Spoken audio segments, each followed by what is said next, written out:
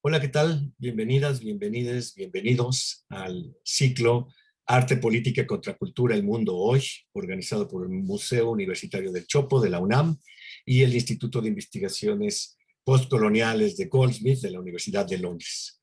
Hoy, en esta séptima conversación, hemos convocado dos autores que fueron conocidos no muy ampliamente, pero que sí fueron leídos en México, Greil Marcus y Mark Dery.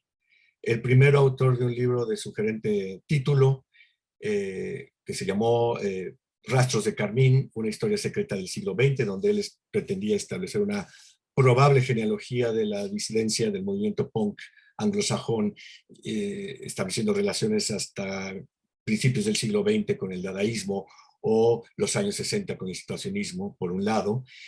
Por el otro, el libro de Mark Dery, Velocidad de escape, cultura digital a fines del siglo. Un libro acerca del cual James Graham Ballard dijo que versaba acerca de la cultura digital que pronto dominaría nuestras vidas, dijo en aquel entonces. Bueno, décadas después los hemos querido convocar para que dialogaran a partir de estas obras publicadas en los años 90, pero en un nuevo contexto, el contexto del confinamiento pandémico que representa un parteaguas en la historia de la humanidad y del planeta entero. Una conversación en sí misma que a su vez dialoga o conversa con las demás charlas que ya han sido hechas públicas en este ciclo, donde se han enunciado conceptos como puede ser por parte de Franco Bifo Berardi, en torno a la libertad y el deseo, dialogando él, por ejemplo, con Petrosian, o también posturas o enunciados como el de Francia Márquez, que habla de la posibilidad de vivir sabroso como alternativa al desarrollo, que probablemente nos recuerde también el enunciado de Hernando Chindoy, lideringa del Putumayo colombiano que ha resistido la amenaza tanto de la guerrilla como del narcotráfico y la represión del Estado, y que él habla del buen vivir. O bien postulados como de las geobrujas, esta colectiva de geógrafas mexicanas, que parten de la reflexión del cuerpo como geografía. En fin, estoy mencionando solo algunas de las charlas que ya han sido publicadas por parte de este siglo. También está la conversación entre Paul Preciado y María Galindo en torno a una reflexión de despatriarcalizar el espacio público. La idea es esa, que cada una de estas conversaciones pueda dialogar con las otras, pero por ahora los dejo pues con Mark Dery y Greil Marcus. Muchas gracias.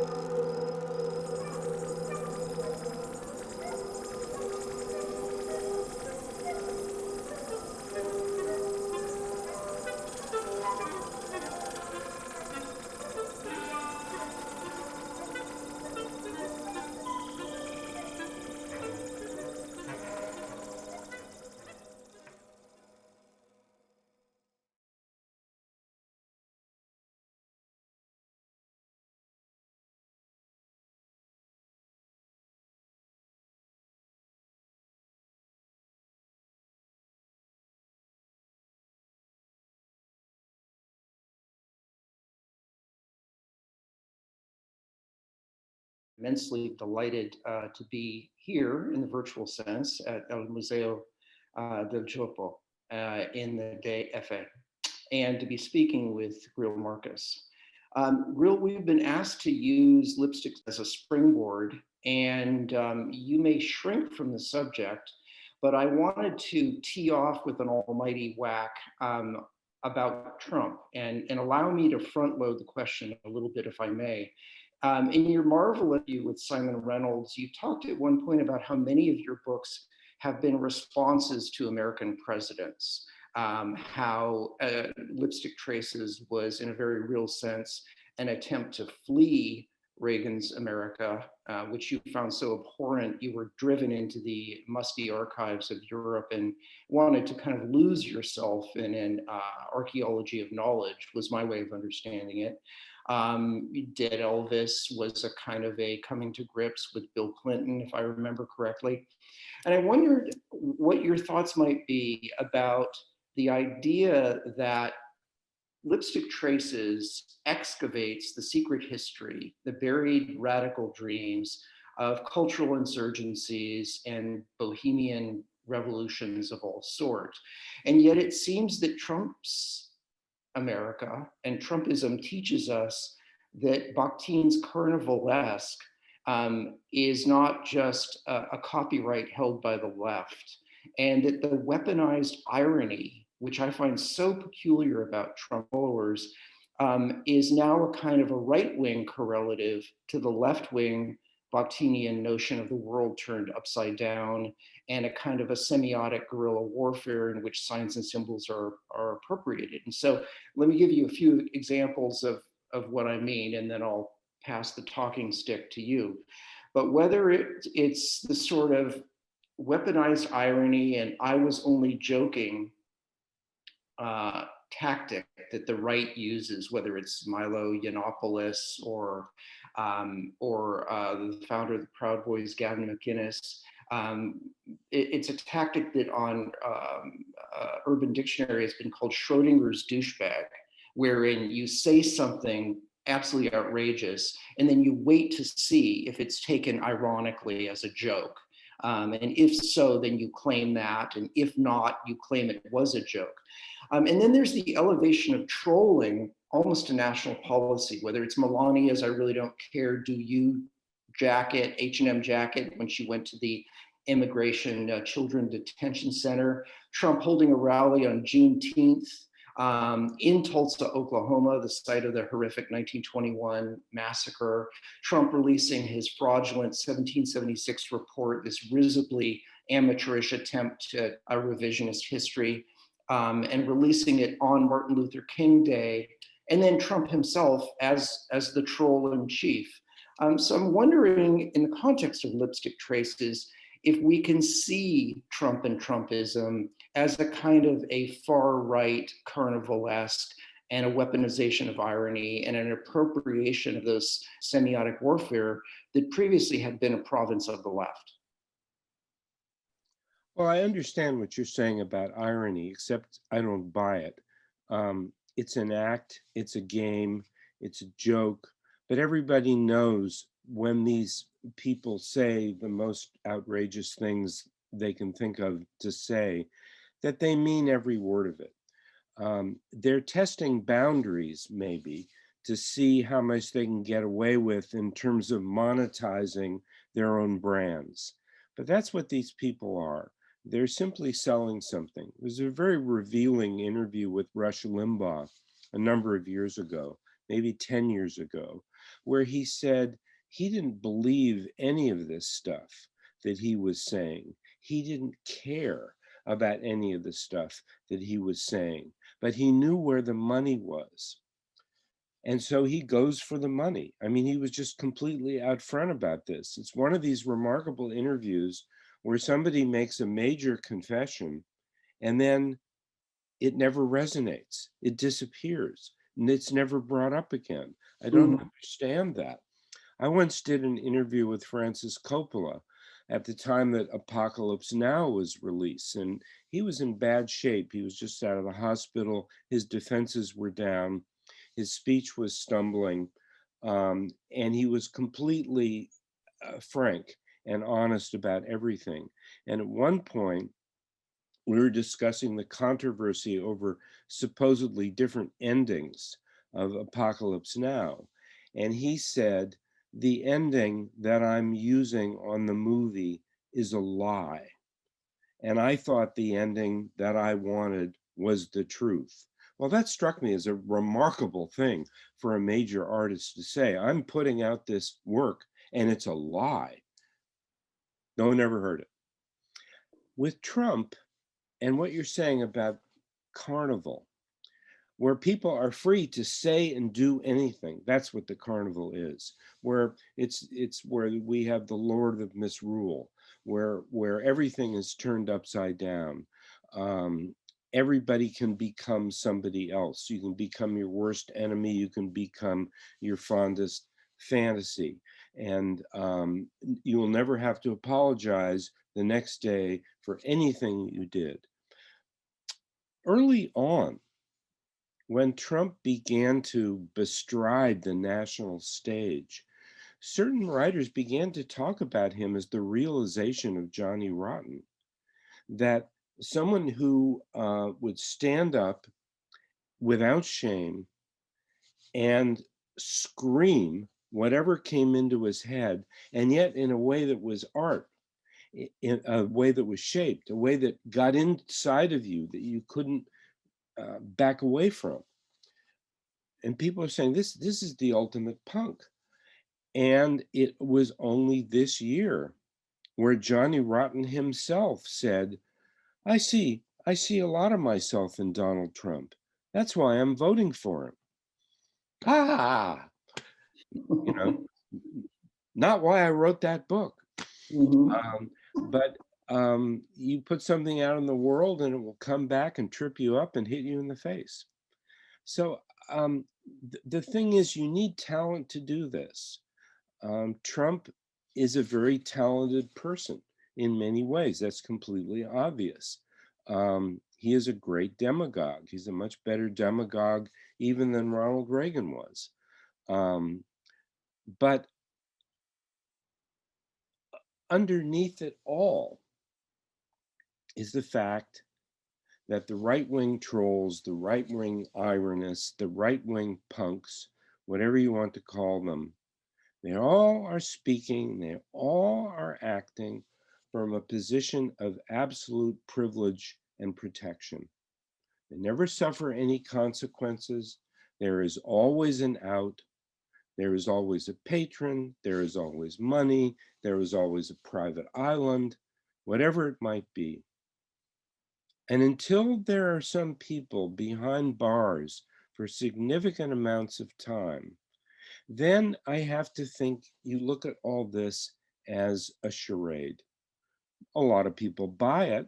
A lot of people believe it. A lot of people love hearing it. A lot of people get pleasure from it. But nothing is risked. Nothing is at stake. If dozens or hundreds of people had been shot by the police or the National Guard during the, I don't think we have a word for it, insurrection, riot, coup, murderous rampage. Let's compare it to the Tulsa massacre of 1921, an attempt to do that.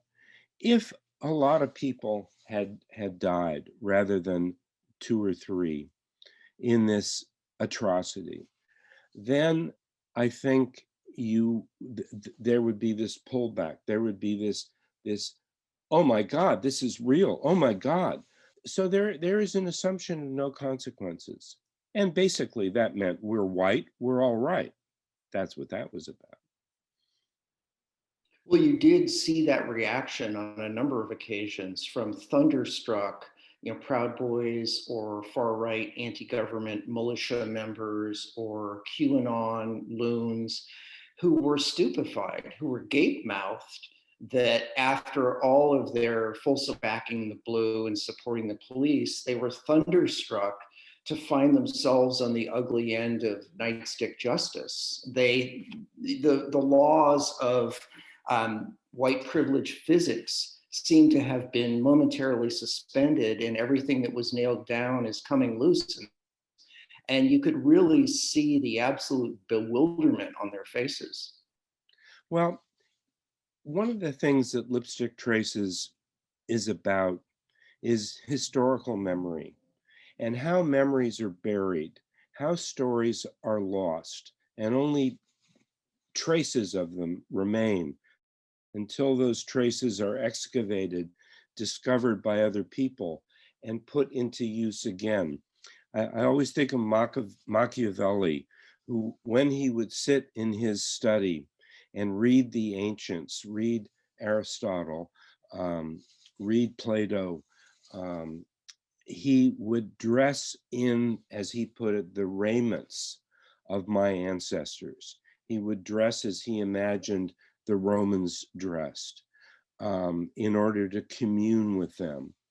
And Lipstick Traces is about that kind of spirit, and about the way things are forgotten, the way things are buried, particularly awful, ugly, terrible things. I was in Tulsa a couple of years ago on the anniversary of the 1921 massacre, and I was giving a talk, and I opened the talk with about 10-15 minutes on that event. There was a very large audience, and it was absolutely shocking to me, although I also knew that this was going to be the case, that almost nobody there knew what I was talking about. Mhm. That this was the first they had heard. And I'm saying, here we are in Tulsa. You walk over that overpass, and you're going to be in Greenwood. You're going to be where all this happened. And if you walk past the Woody Guthrie Museum in Greenwood today, you're going to be walking on graves. And so this is an event that took place. It involved thousands of people, hundreds of people killed, and it was absolutely buried. Nobody talked about it. It was never mentioned in schools. There were no monuments. Um, there were no people left. There were no Black people left in Tulsa to talk about it. It was gone. One of the things about the attack on the Capitol is that the whole country saw it happening. And day by day, we continue to see even uglier and more frightening footage coming out. There's a lot about what happened that we'll find out as the years go on. But this was an event that was witnessed by the whole country and won't be forgotten. I think that speaks for a change in the world in which we live. It's a lot harder to hide things. That's going to make a real difference. A lot harder to hide things because of the morbidly narcissistic need to document everything. J.G. Ballard, the visionary SF author, said, I believe it was in the 1970s, in the future, each of us will star in his own reality TV drama. And the fact that these people were live streaming their felonious acts as they committed them with virtually no sense that they were documenting, indicting themselves and providing the best courtroom evidence imaginable, inspired a kind of perverse hilarity. And on the one hand, it made me think of Peeping Tom, the bizarre horror thriller about a man who photographs his victims and essentially arranges the murders so they can be photographed. And the Alain Resnais film, Night and Fog, that uses the Nazis' own documentation of their atrocities as rope to hang them with historically. I mean, there's just a very strange and quintessentially American celebrity culture pathology that has been ratcheted up to almost apocalyptic levels in our moment with TikTok and Instagram and all of these other streaming services, and events only happen to be documented. And I don't mean to sound like a facile undergraduate Baudrillard here, but didn't you find it odd that once they got done documenting everything, they didn't know what to do with themselves? They stood in the chamber and sort of wandered around listlessly. And one Capitol Hill cop reportedly very sweetly said to them, guys, would you mind sort of moving on? And then they sort of shuffled disconsolately out of the chamber. And because once the documentation was over, what is there to do? Well, when people took over the chair of the Senate, when some of these people got up and they sat in the chair of the president of the Senate, where Mike Pence had been just previously, and they sat there. Now, obviously, what do? You call everybody in and you start making speeches. You start using this as a public forum, maybe in a perverse way, but that's what you do. But like you said, people just sat there and looked around and, you know, maybe look for a gavel to pound or something. But it was the veil of phony action dropping, and there was nothing left. And beyond screaming, nobody had anything to say. It's like I can't tell you how many punk shows I went to in the late 70s and early 80s, where a performer on stage would hand the microphone to somebody in the crowd, and that person suddenly had a chance to say what they wanted to say. Nobody ever said anything but fuck. That's all anybody could think of to say. I saw Johnny Rotten as John Lydon at a Public Image show do that. And I think, he really was hoping that somebody would say, "You're a fraud, you're a fake, I should be on that stage." And then he would say, "Come right up here." Another guy just said, "Fuck." That's all he could think of to say. Do you think that that speechifying, but a specific sort of speechifying, the spiel, the Carney Barker's rapid patter, the three-card Monte dealer's come on, Robert Mitchum as the con man in The Clerical Caller and Night of the Hunter, the Duke and the King and Huckleberry Finn, self-help gurus like Anthony Robbins, shysters like L. Ron Hubbard, megachurch preachers of the prosperity gospel like Joel Osteen. Do you think that, and then of course culminating in Trump, and I'm leading the witness here, so this is partly a question, partly the very sort of rant I'm putting in ironic air quotes, but is that the quintessential American persona? If the British famously are a nation of shopkeepers, are we a nation of Carney Barkers? When Twain creates the King and the Duke in Huckleberry Finn, or Robert Mitchum plays the preacher, itinerant preacher, Night of the Hunter. Is that the quintessential American type? And is that why Trump is not a newly arrived phenomenon, but in some ways goes all the way back to someone you touch on time and again, John Winthrop and the early Puritans, or Cotton Mather, if you will. That there's this sense that if you've got a good line of gab, whether you're a hard-boiled character in a noir novel or somebody in Shock Corridor, you can go all the way to the top. Well, that is one quintessential American character. That is one quintessential American face. And Constance Rourke, in her great book, American Humor, she really invented American studies. And her favorite character of the three types that she identified, and the types were the Yankee, the backwoodsman, and the blackface minstrel performer, by which she really meant the Black American peeking through the mask of the white minstrel performer. Her favorite was the backwoodsman, and the backwoodsman was the master of the tall tale. The Yankee was the grifter. The Yankee was the person who essentially sold you your own clothes and made you pay for it. But she loved the backwoodsman. She loved the tall tale. She loved the exaggerator. She loved people who went around in disguises. She loved people who tricked others into making long treks into the wilderness and maybe even dying there. That was her favorite kind of character she didn't talk about, and that I sort of came to meet in my first book, called Mystery Train. It was a different kind of American, and that is a quiet, foreboding, suspicious, keep your own counsel kind of person. This is a person like Daniel Boone. This is a person like Abraham Lincoln. This is a person like Emily Dickinson.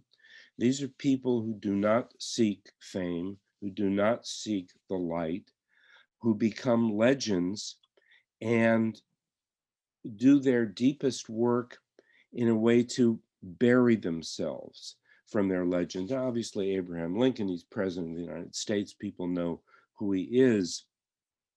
There's never any suggestion in anything in his life that he sought the presidency for any reason other than maybe two.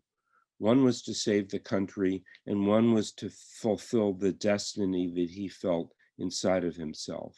It was a personal quest, it was a political quest. But Daniel Boone is a man who keeps leaving, who keeps from one settlement. He goes somewhere, people gather around him, a town grows up, and he leaves. This leads to legends like the Lone Ranger. This leads to legends of people who you can never identify, who you can't track down. Robert Johnson, the great blues singer from Mississippi in the 1930s, probably had 6 or 7 different traveling names that he used, to the point where one of the great scholars of his work, someone who devoted decades to understanding who this person was and what he did and what his music about, finally came to the conclusion that the person we know as Robert Johnson, there are photographs, there is a biography, was not the person who made the records.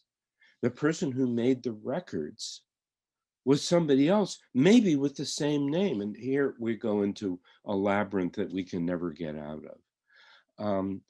That is a quintessential American too. You know, the most hard-boiled line, and this is Humphrey Bogart in The Big Sleep too. This is Dick Powell in Murder, My Sweet. What is the most hard-boiled line in American speech? I think it's Benjamin Franklin coming out of the Constitutional Convention when asked, what kind of government did you give us? And he says, a republic if you can keep it.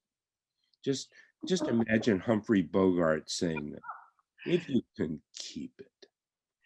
That's marvelous. I have never heard that line interpreted as a corner of the mouth Raymond Chandlerian wisecrack, but if anyone can pull it off, you can.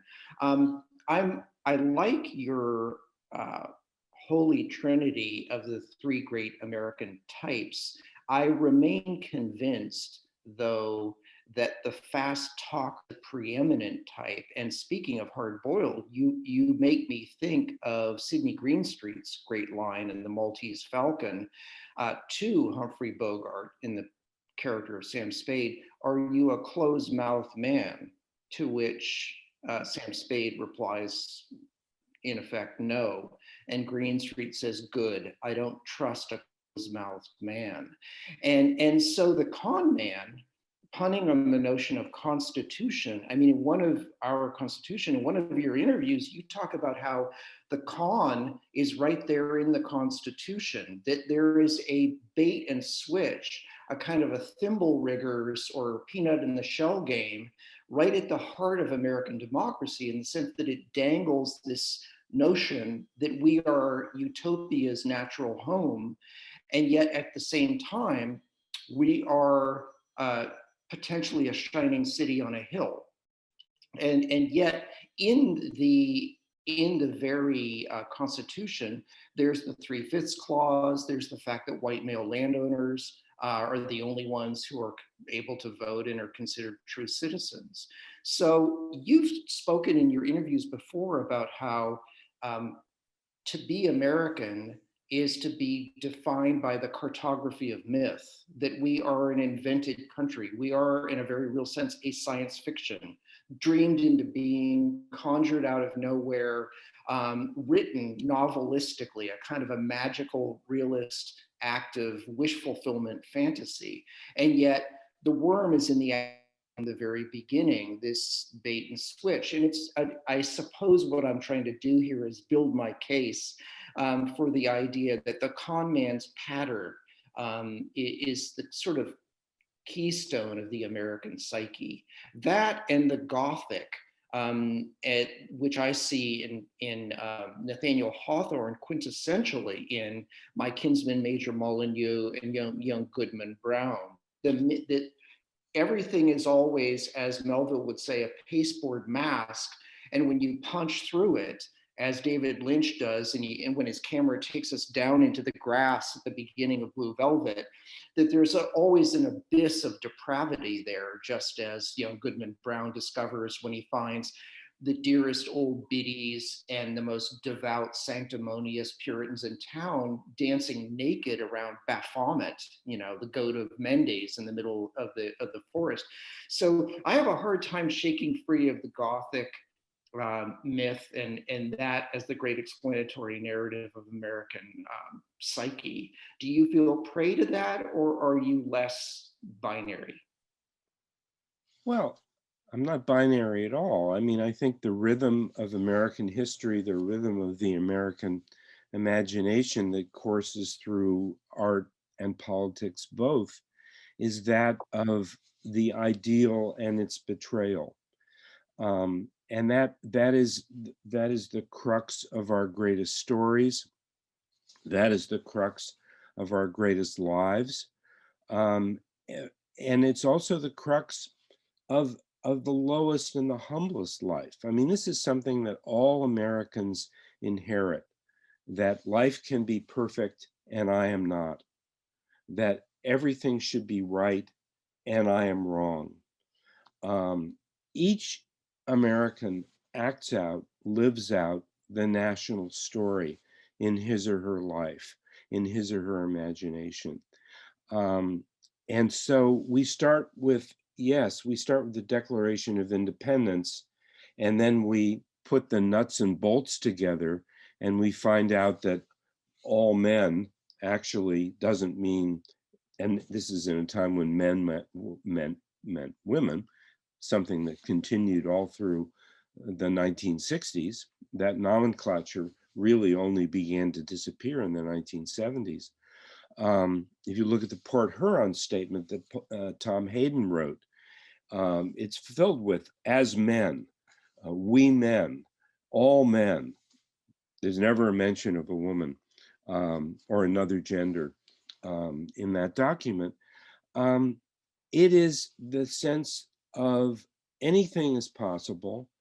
That it is our burden and our joy to create things that are new under the sun, to create a different society, create a different identity, to create new people. And yet the betrayal is built into that. And people misunderstand. This is one of the worst things Ronald Reagan ever did. And he did a lot of heinous things, God knows. But to take that phrase of John Winthrop's, we shall be as a city on a hill, and all eyes will be upon us. And to change that, which meant when we embark on this experiment, this Puritan experiment to create a new world in a new world, to create a new city, a new town, a new way of life based on the love of God.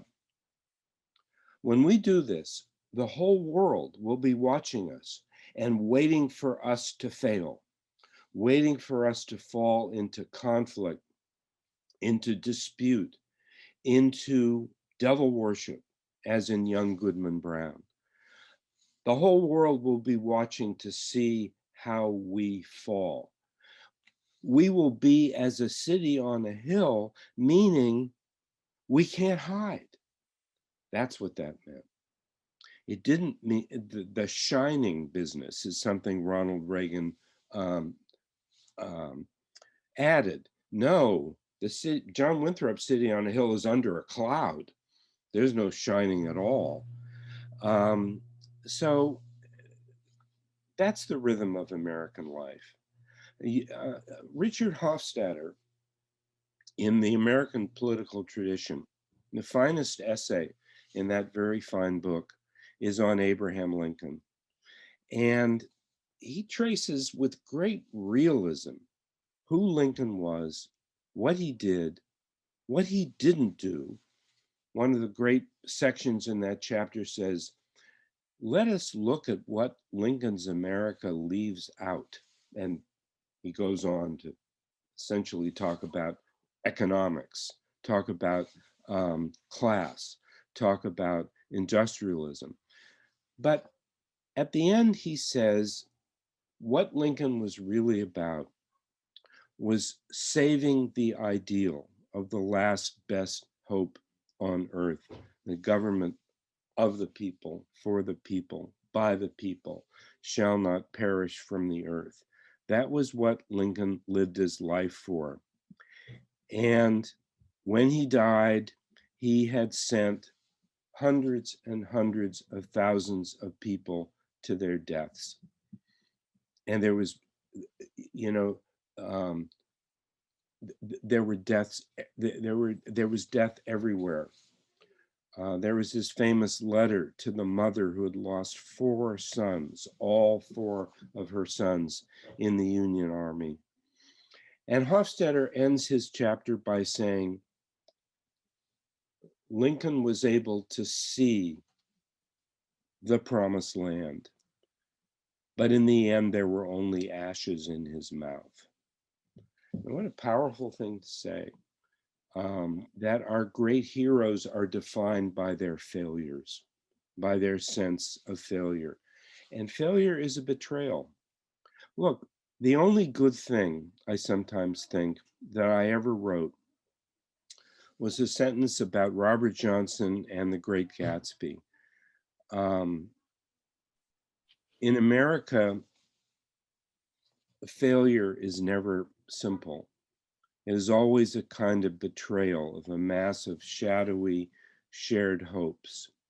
So when you lose your job, when you can't put food on the table, when you bet everything and you lose, when you drive too fast and end up crippled, when you tell a lie that follows you for the rest of your life, you are betraying the promise the country made to you that you were supposed to live up to.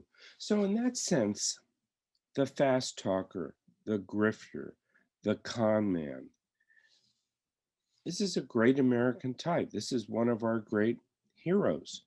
There's a wonderful line in The Grifters, talk about grifting, talk about con men, the movie of the Jim Thompson novel, where the lead con man, and remember, what is a con man? A con man is selling confidence. That's what he's selling. He's not selling, you know, land in Florida, swampland in Florida. He's selling confidence. He's making you feel good and big and powerful. And at one point, the head con man in The Grifters, he's running a big store, which is to say a front out here in the office that hides the fact that there's nothing behind it.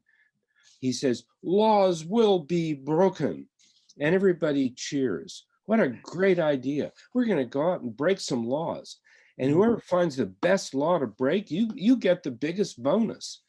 And we thrilled to that. But that's just one kind of character. And I think, you know, after Donald Trump played that role, and of course for Donald Trump, it's not a role, it's being, so successfully and so broadly and so loudly, to a conclusion that the whole country witnessed, it's not gonna travel so well in the next few years, I would bet. And I'd like to talk a bit about your, to put it very ham-fistedly, your philosophy of criticism, but also the extent to which style is argument in your writing. I haven't come across any pointed inquiries into your style, and I'd be very curious, as a fellow cultural critic, but also quite simply as a writer and someone who prizes style, if you think of yourself as a stylist in the sense that Truman Capote made the argument, and I think Gore Vidal did as well, that there are stylists, people for whom form is as important as content. And then there are those who are interested in more of a Malcolm Gladwellian limpidity, right, in which the style is just a conveyor belt for information, and it's the style of no style, which is, of course, deceptively a style of its own. But I'm simply wondering if we can read the legible traces in your own work of stylists who have influenced you specifically through their voices, or if that's not something that concerns you. Yeah, well, it does. I think of Jerry Lee Lewis, who said that the ultimate in performing is to be a stylist, to someone who creates a style that other people find irresistible. And there is a perfection, there is a platonic form of this style that can never be reached. And that's what we all seek. He said, there have only been 3 stylists. He said, Al Jolson, Hank Williams, and me. And, you know, I could say the same, not including myself. I discovered criticism. I discovered what it was, what its possibilities were, what it means to live a critical life, what it is to be in the world with a critical sensibility. When I read Pauline Kael's I Lost It at the Movies in 1966. And there's something she says in the middle of that book when she's talking about the auteur theory of criticism. She's talking about hidebound, theory imprisoned critics who don't think for themselves, who have to fit everything into a system. The idea that there was some form of intellectual inquiry where you threw your whole self into it. And by doing so, you became more of a self, and you discovered yourself, and you discovered aspects of your own self that had been hidden to you. You were liberated. You became free. You began to speak in a way that was so much more ambitious, imaginative, creative, funny, cruel than you'd ever dared before. And I found that in her book. I found it later in Leslie Fiedler, um, in Love and Death in the American Novel, but also in Being Busted, um, in all of his books. Just this sense of range, this sense of being able to take on anything, and having that obligation, but also with Fiedler and Pauline Kael and D.H. Lawrence in Studies in Classic American Literature. These people, pleasure in writing itself leaps out of the pages, so that, you know, there is an erotic charge, and I mean just sort of life force in their writing. And you can read for the pleasure of the sentences, for the fun of the arguments, for the energy of the chase, without paying any attention to the specific argument being made about why this movie works and why that one doesn't, why this novel is a betrayal of the author and why this one isn't. That's Leslie Fiedler's great theme. I was talking before about the ideal and the betrayal. Leslie Fiedler, in Love and Death in the American Novel, it is a chronicle of author after author seeking the truth, seeking a way to tell the truth as he or she understands it, and then stepping back and betraying themselves and writing a Hallmark card that people will like so they can feel comfortable in their society. Style is, I don't know if that's the right word. When I write, when I'm really writing, when it happens, that's when I put myself in a state where things just appear, words appear, phrases appear. I don't think them through. I don't look for them, but I'll be writing and something will appear on the page and I'll say, where did that come from? I didn't write that. I didn't think that. Real well, okay, it's pretty good. I'm going to keep going. But writing is opening yourself up to the point where you can receive visitations of words. And sometimes those words actually combine to make ideas, and that idea can be explored. And if you're exploring that idea, trying to find your way into it, then more words, more phrases will appear. That to me is writing. And there were times when I was writing Lipstick Traces, when I was in that kind of trance, and I realized that I was writing a page and it was just the best writing I'd ever done or ever could do, but I had no idea what I was talking about, not a clue. And I thought, I'm writing too well, to the point where what I'm supposedly saying doesn't matter at all. And that, that was very uncomfortable. Had to pull back. But that to me is writing, where Pauline Kael says you must use everything you know and everything you are. There's a way in which, for me, writing at its peak is you must know nothing and be nothing and simply let the words create who you are, what you have to say, how you say it. Maybe that comes from somewhere else. So it is reaching that kind of state. It is, sitting back and wondering what's the right word.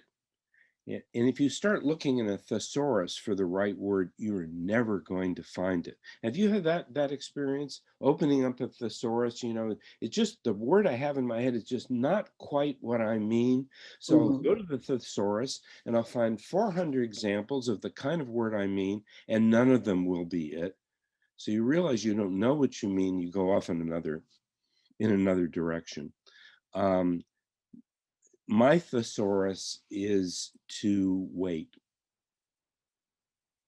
Oh, so you take a contemplative approach, because what you were describing a moment ago sounded almost occult, like someone with a dowsing rod, or put me in mind most immediately of the surrealist experiments with automatic writing. I think they were on vacation in the Côte d'Azur or wherever it was one summer when Robert Desnos, the young poet, had an uncanny ability to slip into a mesmeric trance and then would just spout glossolalia or surrealist poetry. What you're describing sounds as if, after a lifetime of writing, when you're in the zone, the vents of the unconscious open up and you channel them. And then it's only after the fact that you're able to make sense of them and make them cohere into an argument. I'm curious to know if you would describe it that way, and also if over time practice has made perfect and you're able to beckon the muse with a rather more reliable rate of return on investment. No, I mean, there is something of that. There is something occult in it. Sure, there is. The thing about the surrealists was they had a great need to turn everything into a system, turn everything into a game, turn everything into a how-to book for the elite. And this is not a system. It's a total mystery. And but practice makes perfect. God, hardly. I think when I'm writing a book, every book I'm writing is the worst book I've ever written. And maybe when it's through, I think it's the best. But when I'm writing it,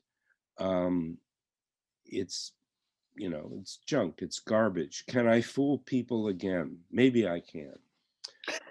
The con man. Yeah.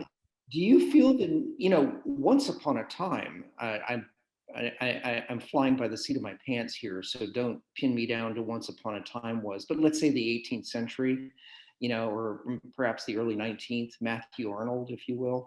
But there was a time when writers felt the need to articulate a philosophy of criticism. And some Europeans still seem to feel that need.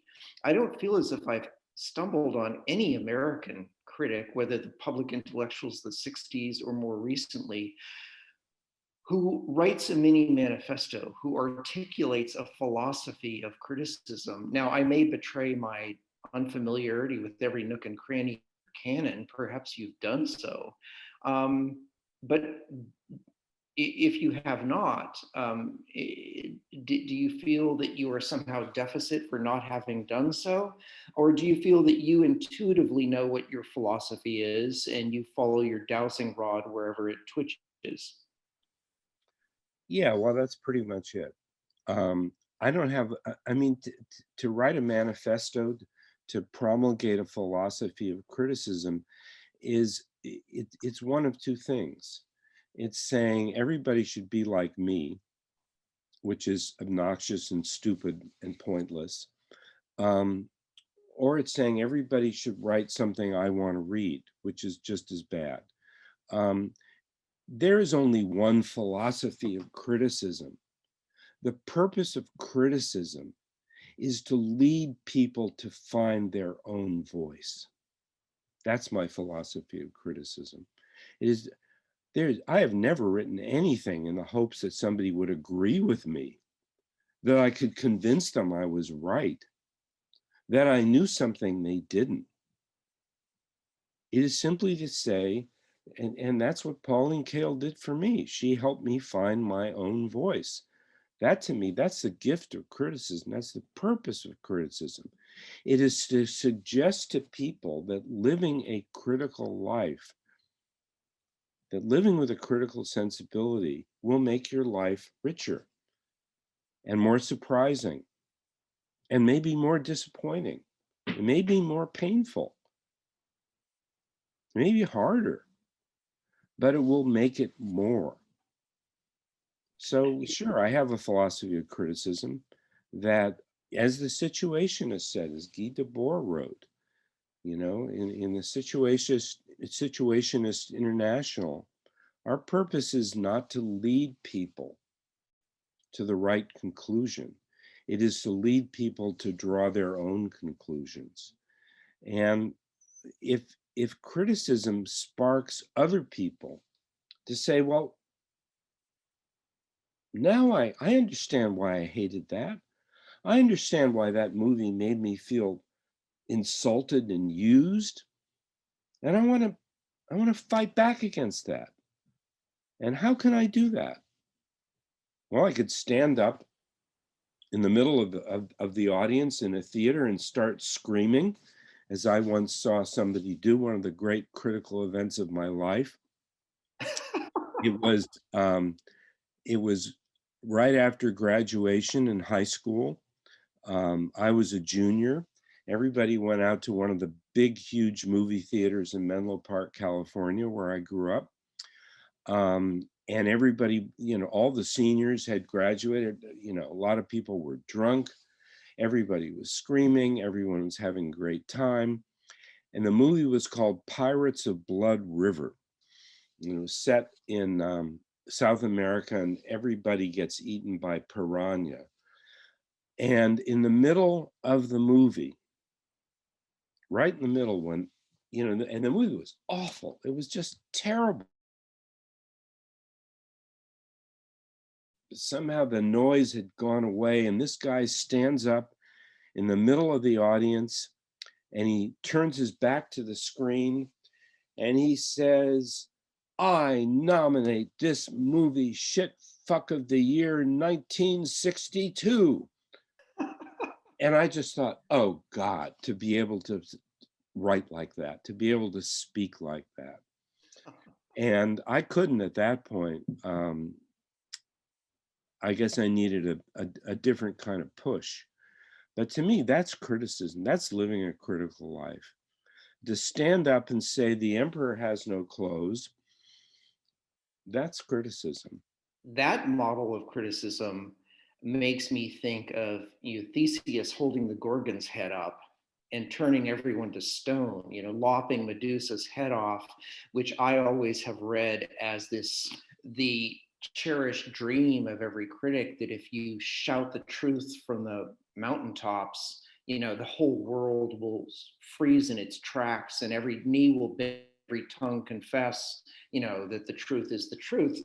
But I actually do believe, contra that whole argument you just made, that you have articulated a philosophy of criticism, but you've done it on the fly, very Lipstick Traces way. In Lipstick Traces, the title says it all. You love hauntology, you love phantom things, you love vestiges, you love spectral remnants, you love small gestures, you love the fleeting, the quotidian, the impermanent, things that are not chiseled in granite, and yet that whisper a secret history subliminally beneath the official narrative of time. And there's a kind of a correlative to that in one of your interviews where you say you like the idea of, quote, taking a small object and finding a world inside of it, which fascinates me because it's almost like the Harold Bloomian, or if you will, Leslie Fiedlerian equivalent of the Museum of Jurassic Technology in Los Angeles, where they have an Armenian miniaturist who inscribes the entire book of Daniel or something on a single grain of rice, right? It's like the Buddhist monks who inscribe, the Lotus Sutra, on a single grain of rice. Your special pleasure seems to be this Blakean desire to turn a single fleeting moment in a song, in a film, in a piece of literature, in a sermon, into Blake's, eternity in an hour or infinity in a grain of sand. And there's a miniaturist aspect to you, and you often use the word obsession to describe what other people would call passion, that to me seems to really get going when you're able to do a microscopically close reading of some ephemeral thing, a moment lost in time. Am I anywhere close to the bullseye there? No, that's absolutely true. That's a perfect summation of how I work. But or how I live in an intellectual way, in my own mind. And what I try to put on the page, what I try to dig out. That's absolutely true, but it's not, a suggestion that anybody else should work that way, or that is a means to any kind of end that would be useful to somebody else. That's just personality. I know what it's about. It's a facet of my own biography. I've always known why that's so, why I look for the fleeting moment, why I look for the untold story, why I look for the meaning behind the mask. I have always understood that, and it's essentially like most people's biographies. I've always thought that, a neurosis can be a great source of energy. If you understand your neurosis, instead of trying to get rid of it, instead of trying to suppress it and be like everybody else, you say, well, this is what I have to work with. This is the source of energy I've got to, inflict this on the world. So what the hell? Well, Sometimes I think, writers have suffered from depression. I don't, but writers have suffered for depression for centuries upon centuries. And I think many writers use their depression in just that way, as a source of energy, if they didn't, get to the point where they had to kill themselves. No, that is how I work. That is what I look for. That is what fascinates me. I remember when I was maybe 11, And I was listening to one of my parents' show tune records, and it was the Flower Drum Song, some cheesy Broadway musical. And there was one song, and this is, I've been listening to rock and roll. I was a big fan of Little Richard. I couldn't believe how great Elvis was. That was my music. And here I'm listening to this dumb show tune album. And right in the middle of one song, I don't remember what it was, there's just a musical change. There's just something that happens. And I would pick up the needle and I would play that little moment over and over and over again. I thought, this is so marvelous. What is this? It was like, a vision cracking me open. Just this note. And I wanted to understand it, what it was, where it came from. Was there intent behind it? Was that what this note was supposed to do, according to the composer or the performer? All those questions suddenly leaped up in my mind. I don't mean I articulated them, I didn't, but I felt them all. And those are the questions that I've asked the rest of my life, looking for moments like that, that just catch it all up, where everything is happening. That is how I work. That is what I look for. That is what fascinates me. That's all I want to do. Christopher Hitchens said, in point of fact, we often forget our first loves, but we never forget our first loathes. That hatred sort of flourishes eternally. And on the other hand, there's the school of thought that believes, and I'm sorry to keep channeling my inner undergraduate, but as Roland Barthes said, that jouissance, that a lover's delight in the text, that remain an amateur in the etymological sense of that word, amour, being in love with the object of knowledge, the object of criticism, is essential to thinking deeply and passionately about things. You wrote the introduction to and collected Lester Bangs' Psychotic Reactions in Carburetor Dung. Bangs was someone who seemed to truly believe that you must be a fan to really understand. And I'm reminded of the fact that fan, has its roots in fanatic, which comes from fanaticus, of a temple inspired by a god, that the charisma that draws fans to an idol relates to notions of being imbued with, or the sort of indwelling spirit of the gods. Do you buy this notion that, especially when we're talking about music, but it could be film, it could be literature, that the critic must preserve something of the fan that he once or she once was when they began the trajectory of becoming a critic, in order to really to do criticism in any profound sense, that sense of the inner fan must still be preserved? Well, I don't even know if it's a question of preserving. I've always been a fan. I'm still a fan. Can you talk a little bit about Lester Bangs?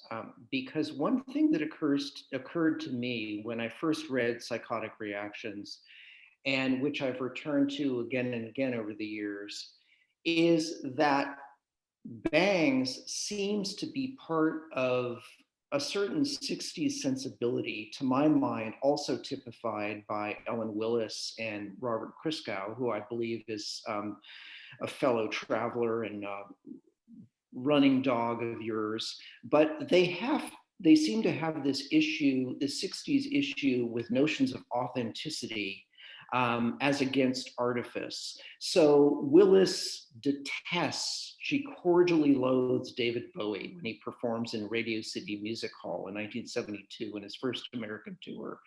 And Bangs has this Oedipal beatdown, this never-ending sort of alpha male threat posturing with Lou Reed, in which Lou Reed seems to be his sort of archetype of unvarnished authenticity, and yet Lou is always disappointing him by making commercial moves or being insufficiently authentic. And for many pale male, code word baby boomer critics, Dylan is this sort of avatar of authenticity.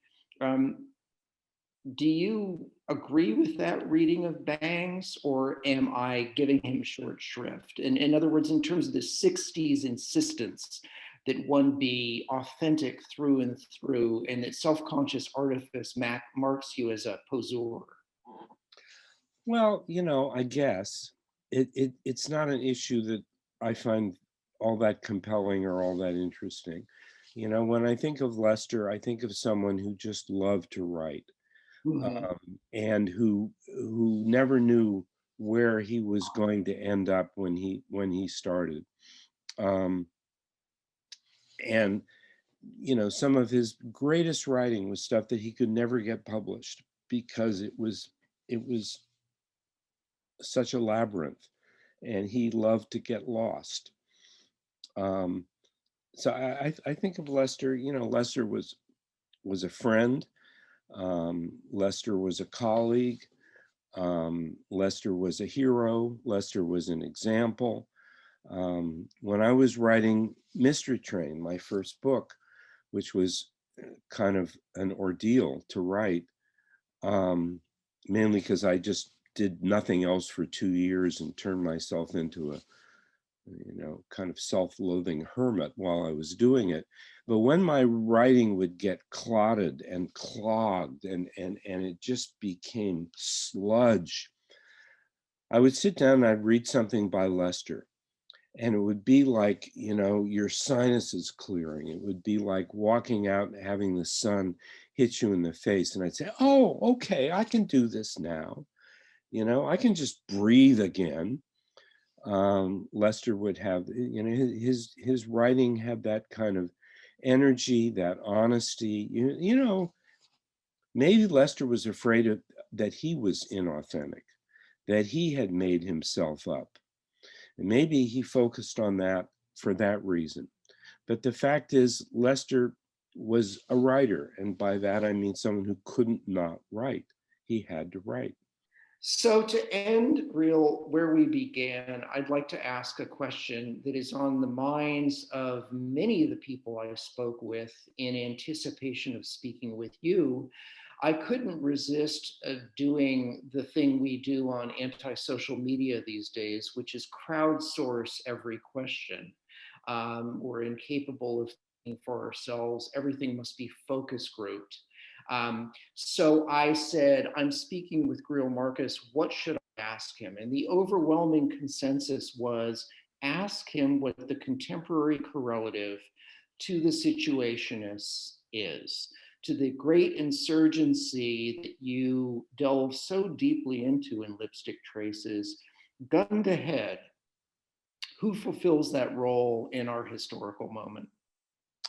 Well, that is definitely the crowdsourced question having to do with Lipstick Traces, because it's the question I've been most asked over the 30 some years since I wrote the book. God, isn't that daunting? And the answer, my answer has always been, I don't know. Because if there are people who have formed themselves into a group to investigate the true meaning of the modern world and what should be done about it, we're probably not going to know at that moment. We're only going to get glimpses of it. There may be, but I'll give you an answer. I'll give you a real answer. The true inheritors of the Situationists of Guy Debord, and they are conscious inheritors, are Pussy Riot, are Nadia and Maria, and all the people who have come into and out of their group in the actions that they have taken, in the videos that they have made, in the interruptions rather than just interventions that they have made in public events. In the two women of Pussy Riot appearing on House of Cards at a state dinner in the White House to insult that show's version of Vladimir Putin. These are people who are revolutionaries with a sense of play and who have suffered, who have been punished, who have been brutalized, who have been beaten, who have been imprisoned for exercising the freedoms that we have been raised to take for granted. So that's my answer, Pussy Riot. Fantastic. And on that definitive note, we will strike off the shackles and let you escape our clutches. Thank you for being such a willing hostage. Well, Mark, thank you for the pleasure of this conversation. And really, in whatever form, with the museum, anywhere else, I would do this again in a heartbeat. Thank you so much. I'm immensely honored to hear that. And it has been sheer delight wandering around in the tall grass of your mind. This was a great privilege. Thank you.